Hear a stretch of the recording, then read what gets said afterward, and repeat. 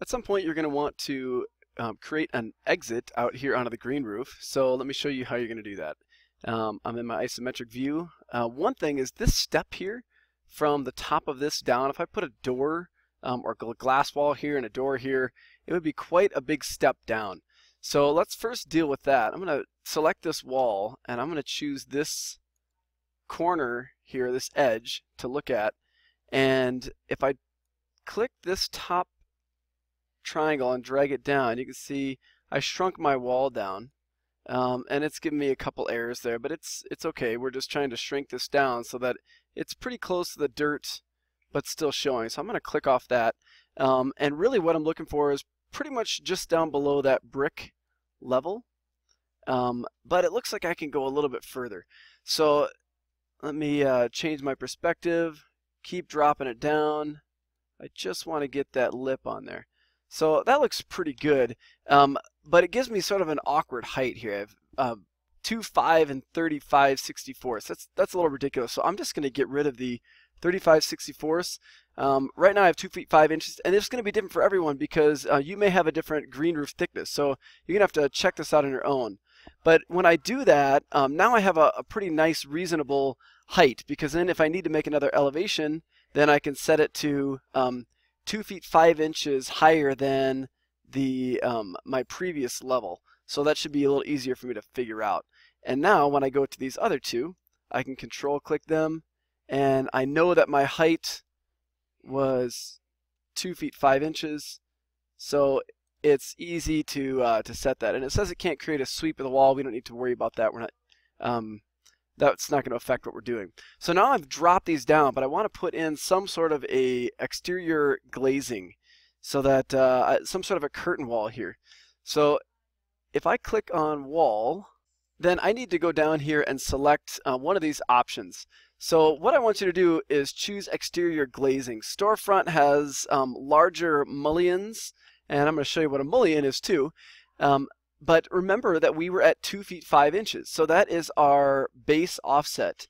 And from doing these upper walls, we had a minus 1 foot 6 inch offset. So I'm going to go to second floor and start up here at the top, and I'm going to draw my wall in, and from my second floor, my base offset is 2 feet 5 inches. So that's why it's important that you know that value. And I'm going to go up to upper roof framing with a top offset of minus 1 foot 6 inches. And that should take me to the bottom of that, that brick wall.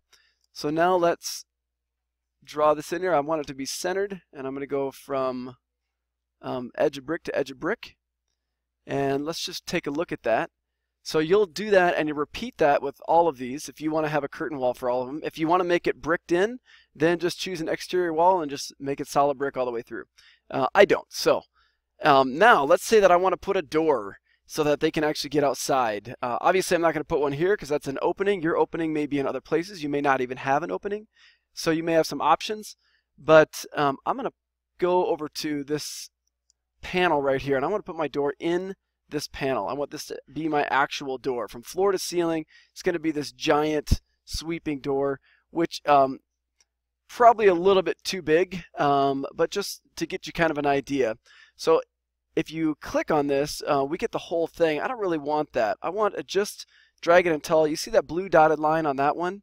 So that's what I'm looking for. Now if I hit the tab key once, twice, 3 times, it will allow me to select. So just by hitting tab, don't move the mouse, don't move anything, and it selects individual elements. So I still haven't moved the mouse, but now I'm going to click once, and now that panel is selected. So now I can change this panel. You are not allowed to just click architecture door and load a curtain wall door. It just doesn't work. So now I can choose a curtain wall. Looks like I've already loaded it. I have a curtain wall. Let's see, what do I want? Curtain wall, storefront double door is one thing that I have. I have a, I think I have a single in here somewhere. That's just a single glass panel. So let's say I use a well, that just says curtain wall double glass, so I'll use that one. So that shows me a curtain wall double glass right here. Now if it did not, if you didn't actually have that in there, you may have to go to door, load family, and then navigate to this Revit file that has all of your items in here. and your Imperial Library, and then we're getting to doors. And then load in the curtain wall. So if I load in the curtain wall, it's never going to show up in this panel now. Remember, you have to go